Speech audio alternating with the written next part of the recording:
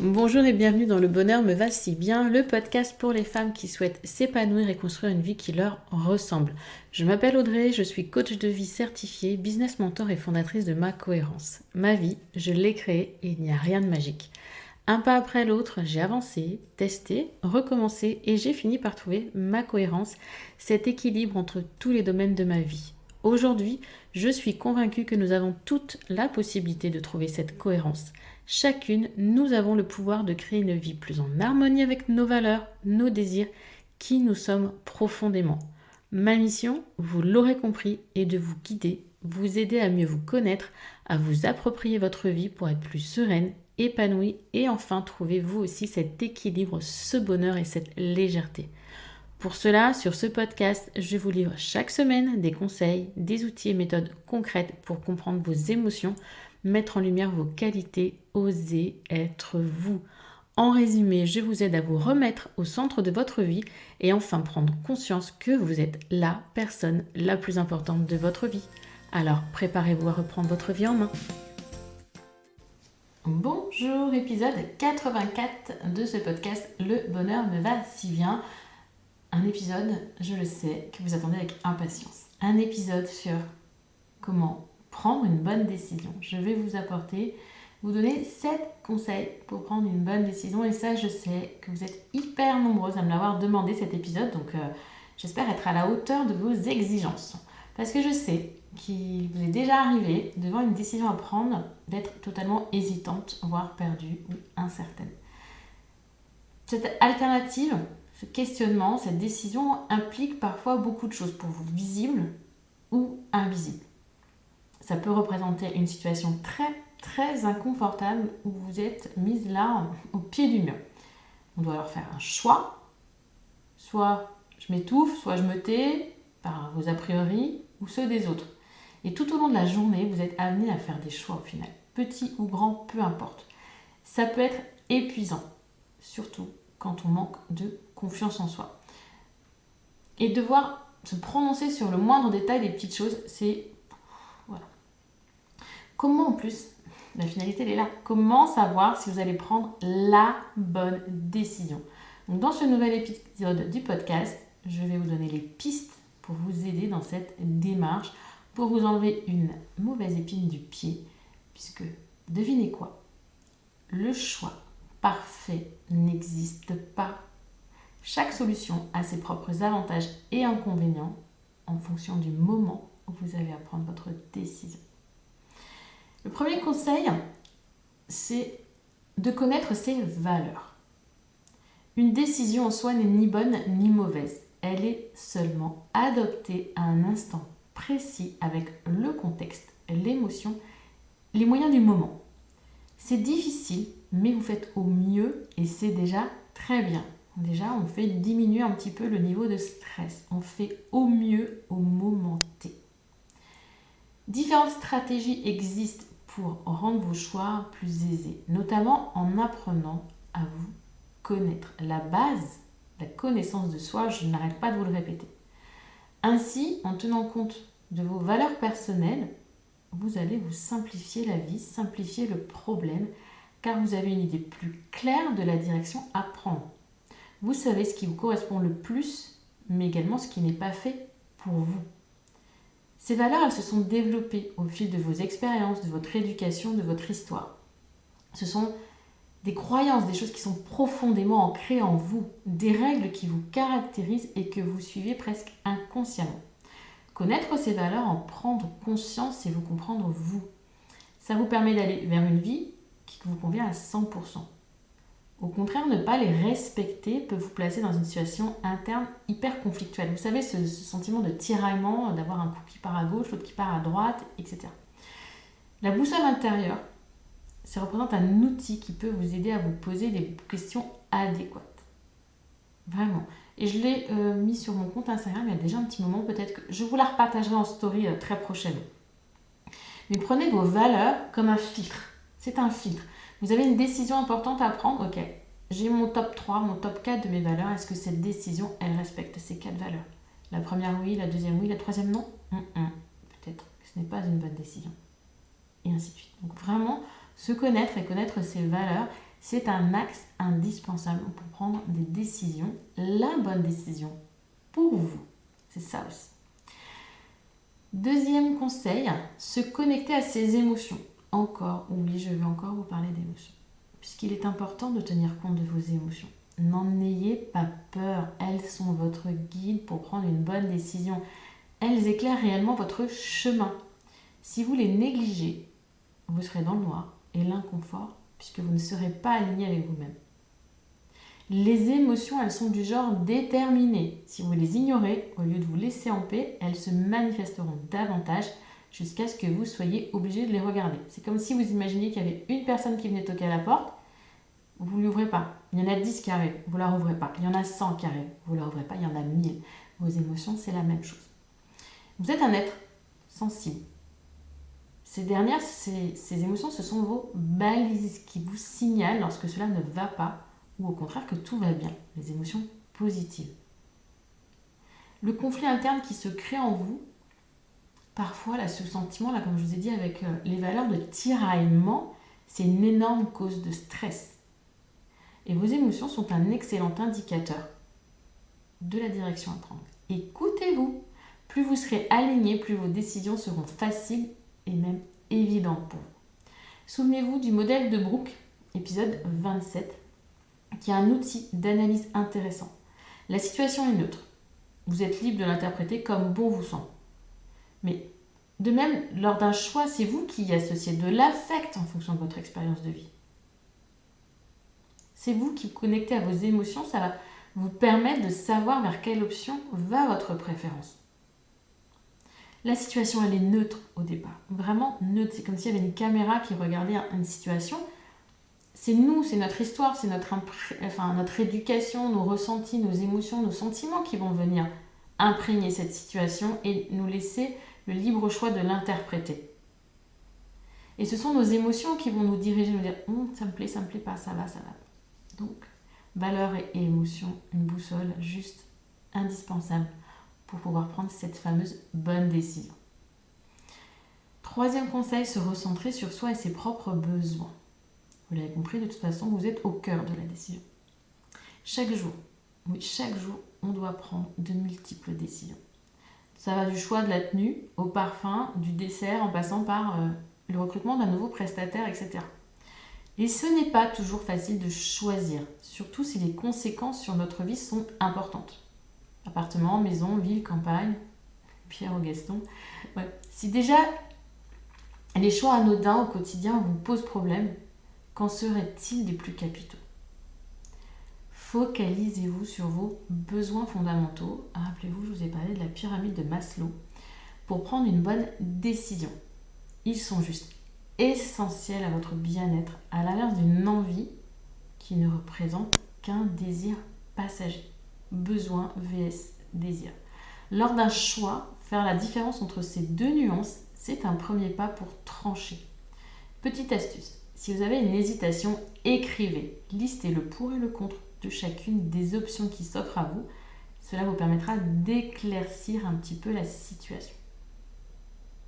Toujours dans l'idée de se recentrer sur soi et ses propres besoins, pour prendre une bonne décision, vous devez vous choisir, vous. Il n'y a pas de mystère. Si vous ménagez tout le temps les susceptibilités de chacun, la chèvre et le chou, vous allez vous épuiser et vous oublier. Les bonnes résolutions deviendront de plus en plus difficiles car vous vous éloignerez en fait irrémédiablement de votre authenticité jusqu'à ce que votre masque craque et se fissure. Même si oui, cela part d'une intention charitable, c'est une forme de manipulation, de mensonge envers l'autre, mais surtout envers vous-même. La fameuse citation de Paul Amaro, la vie des autres n'est que la vie des autres. Je le répète, la vie, A-V-I-S, des autres n'est que la vie, V-I-E, des autres. Ne tenez compte que de vous.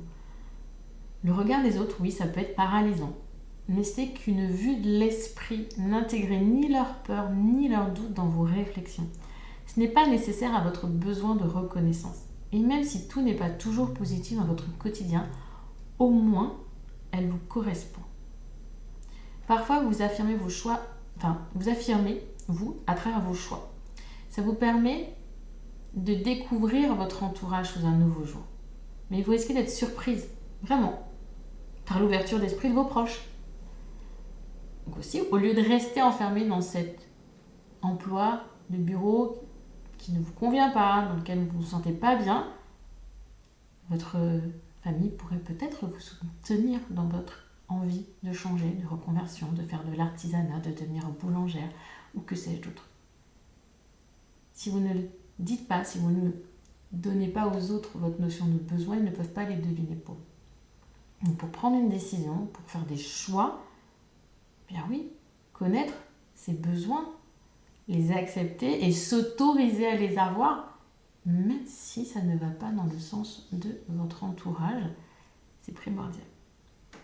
Forcément, vous allez dire, oui, mais André, c'est facile à dire, etc. 4e conseil, avoir confiance en soi pour prendre une bonne décision. Oui, là, ça devient indispensable. Quand on a besoin d'affirmer ses besoins, d'affirmer ses émotions, d'affirmer ses valeurs. Il est naturel d'avoir peur de se tromper, de reproduire une erreur passée ou tout simplement peur du changement. Mais personne ne sait à l'avance si une solution est pire ou meilleure. Votre incertitude, elle est normale. Donc faites votre choix au mieux en fonction du contexte et des moyens du moment. Seul l'avenir vous dira si c'était le bon. Et ensuite, de toute façon, rien ne vous empêche de rectifier le tir. N'attendez pas non plus que les autres ou le temps agissent pour vous. Ce n'est vraiment pas la meilleure option, car ce n'est pas la vôtre. Vous êtes la personne la mieux placée pour savoir ce dont vous avez besoin, ce qu'il vous faut. Aussi, pour prendre une bonne décision, un facteur essentiel consiste à vous faire confiance. Une absence d'assurance entraîne souvent des doutes. Pourquoi votre choix serait-il moins bon que celui d'un autre ? Pourquoi votre jugement serait-il plus critiquable ? Vous souhaitez par exemple investir dans un logement, dans un appartement. Vous manquez probablement d'expérience et c'est normal. Dans ces cas-là, rien ne vous interdit de vous renseigner sur le sujet, de demander l'avis de personnes plus expertes que vous. Puis prenez le temps de considérer la situation sous tous les angles. La décision finale, c'est vous qui achetez. Elle vous revient. En ayant tous les éléments en main, votre choix sera réfléchi et déterminé en toute conscience. Pour la confiance en soi, si vous sentez que c'est quelque chose qui vous manque pour avancer dans votre vie, pour vous sentir bien, sachez que j'ai lancé il y a peu de temps une formation, un programme en ligne sur la confiance en soi. Comment mieux vivre en ayant plus confiance en soi, quels sont les piliers de la confiance en soi, comment travailler la confiance en soi. Un joli programme, et je vous mets d'ailleurs le lien dans le descriptif de l'épisode. J'en reviens à mes conseils. Le 5e, apprendre à suivre son intuition. Il y a eu un épisode dédié à l'intuition avec Marine Mello. Si ce sujet vous intéresse, n'hésitez pas à aller le réécouter. Et oui, écoutez sa petite voix intérieure.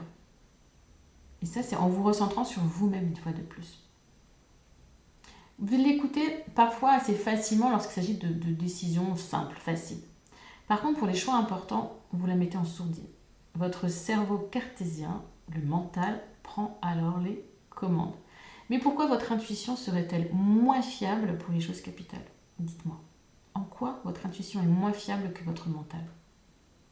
Il arrive souvent que les exigences extérieures, les fameux il faut, que, je dois, nanana, et les impératifs de la société vous obligent à certaines actions alors que votre intérieur vous suggère autre chose. Ainsi, en travaillant dans l'hôtellerie, par exemple, votre intuition vous conseille de ralentir car vous êtes fatigué, mais votre service ne se termine que dans 3 heures, donc vous continuez. Votre intuition, elle vous permet de savoir ce qui vous convient, mais l'écouter risque de vous conduire hors de votre zone de confort parfois, souvent. Et oui, des fois vos résolutions peuvent être difficiles à prendre. Votre petite voix vous indique le chemin à suivre, même s'il est compliqué. Pour perdre du poids, autre exemple, ce n'est pas en restant sur votre canapé que les choses vont changer. Votre intuition vous suggère de vous bouger, même si cela demande beaucoup de volonté au départ. Pourtant, c'est la bonne décision. En vous projetant dans le futur, vous pouvez deviner l'impact de ce choix sur votre vie. Vous comprenez que c'est la meilleure solution pour éradiquer ces petits kilos en trop. Vous pouvez aussi, par rapport à cette idée d'intuition, respecter ce qu'on va appeler votre autorité en design humain. Certaines personnes ont besoin de plus de temps pour prendre une bonne décision. En design humain, pour être aligné, vos décisions se font en fonction de ce qu'on appelle l'autorité. Il en existe plusieurs. Sacrale, émotionnelle, splénique, projetée, etc. Je suis une émotionnelle. Pour prendre une décision, je dois attendre de faire le tour de mes émotions, de passer mes vagues émotionnelles. Ah, je peux. Non, je peux pas. Oui, je peux. Non, je peux pas. Non, c'est une bonne décision. Oui, c'est une bonne décision. Ok. Mon conjoint est sacral. Sacral, ça veut dire que la réponse, elle lui vient de ses tripes dans l'instant. Pour faire un choix, certains vont avoir peut-être besoin d'exprimer à voix haute leurs idées. D'autres vont être dans l'intuition. Certains, comme moi, vont avoir besoin de scanner leurs émotions pour se décider. Et pour les réflecteurs, qui représentent un petit pourcent de la population, ils vont avoir la nécessité d'apprendre à attendre, ainsi qu'entrer de l'une avant de prendre des grandes décisions. Donc, connaître son design humain, connaître son type, son autorité, ça nous permet de prendre les décisions de la manière la plus alignée possible et la plus fluide. Quand je parle d'aligner, ça veut dire que ces décisions, elles vous emmènent dans la bonne direction. Et c'est clairement pas le mental qui va vous emmener dans la bonne direction. Et ça, on apprend ça en Human Design. Ce n'est pas le mental qui vous emmène au bon endroit. Au contraire, c'est votre corps, votre cœur, votre intuition, tout ce que vous voulez, mais tout sauf le mental. Donc apprendre son design humain, l'implémenter dans sa vie de tous les jours, c'est apprendre à se déconnecter de son cerveau cartésien pour avancer vers une vie plus fluide.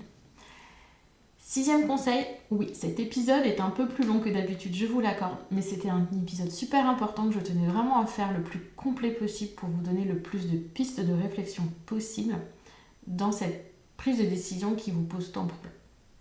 6e conseil, c'est d'avoir une vision claire. Parfois, il y a des choix qui sont plus difficiles que d'autres. C'est pour ça qu'il est important d'avoir cette vision.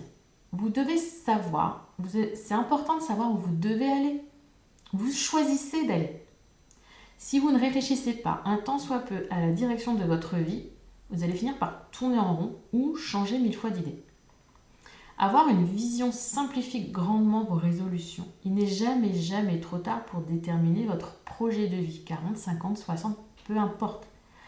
Après cette introspection, ce questionnement, il vous sera plus facile de prendre une décision en adéquation, puisqu'il vous suffira en fait de regarder en direction de votre objectif pour avancer. Avoir une vue d'ensemble de votre vie vous permet de garder vos rêves en ligne de mire. Vous avez le droit de changer d'avis. C'est ok. Avoir une vision, ça va vous donner une direction à suivre.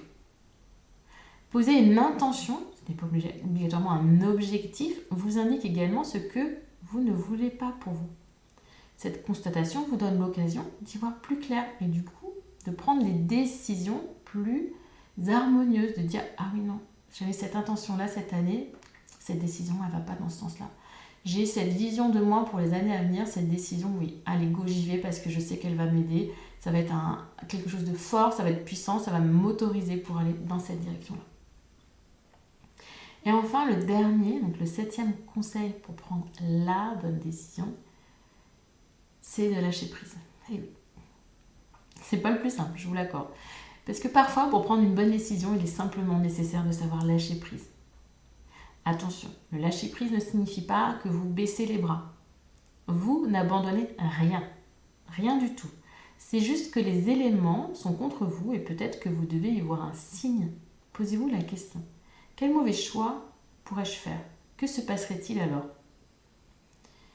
Puis de temps en temps, il est important de lâcher prise sur certaines exigences pour se rendre compte de la réalité des choses. Lorsque vous prenez une décision, vous devez comprendre qu'en fait, vous en faites deux. Il y a ce que vous choisissez, mais exactement ce que vous ne choisissez pas, ce que vous ne faites pas. C'est une attitude qui va vous autoriser à prendre du recul face au choix, mais aussi à la pression que vous vous mettez. Cela va vous permettre de saisir la pleine mesure de la situation et de l'analyser en toute conscience. Une autre question captivante, ce serait la suivante. Si en prenant cette décision, vous n'aviez pas peur d'échouer, ni peur du résultat. Vous n'avez ni peur, ni doute, ni crainte, il n'y a rien, tout est ok, tout est sous contrôle. Qu'est-ce que vous feriez réellement? Je répète, si là, tout de suite, là maintenant, vous avez une décision à prendre, aucune peur, il n'y a pas d'échec possible. Vous n'avez ni peur d'échouer, ni peur du résultat, vous êtes sûr de vous, les compétences, tout est ok. Qu'est-ce que vous faites? Petite nuance intéressante, vous pouvez lâcher prise sur un aspect de votre choix. Par exemple, le facteur temps. Au lieu de vous décider avant de partir en vacances, c'est-à-dire de vous laisser 2 jours de réflexion, vous donnerez votre avis en revenant. Le fait de relâcher un peu de pression va vous permettre de déstresser, de prendre du recul et d'avoir moins cette vision un peu brouillée là. Il y a trop de choses, il y a trop de peur, trop de trucs, on n'arrive pas à voir clair. En lâchant prise sur certaines choses, on s'enlève ce stress et on peut ainsi prendre une bonne décision en pleine possession de ses moyens.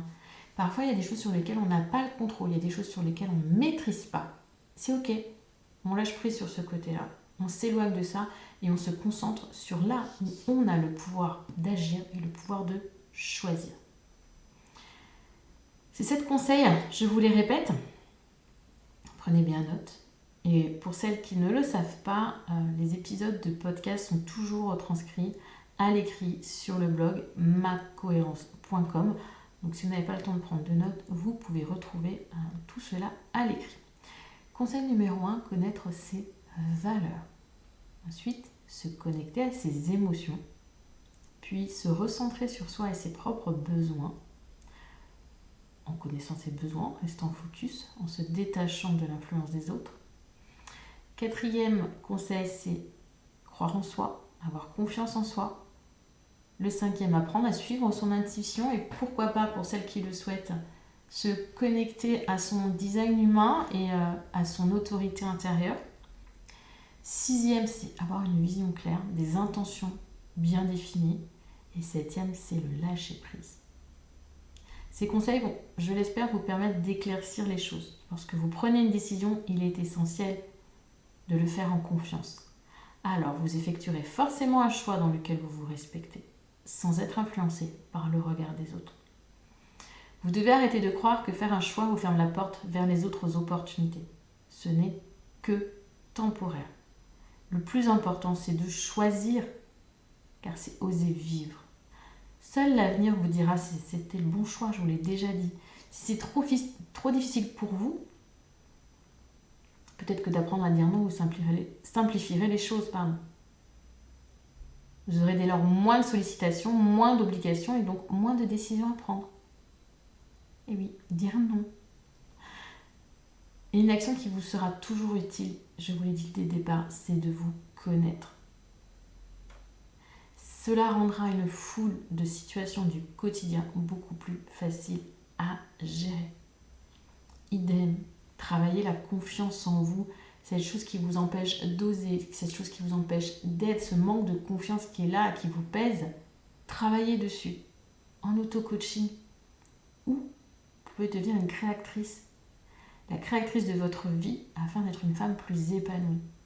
Créatrice, c'est mon accompagnement de 6 mois où vous allez apprendre à vous faire confiance et à cheminer vers votre bien-être.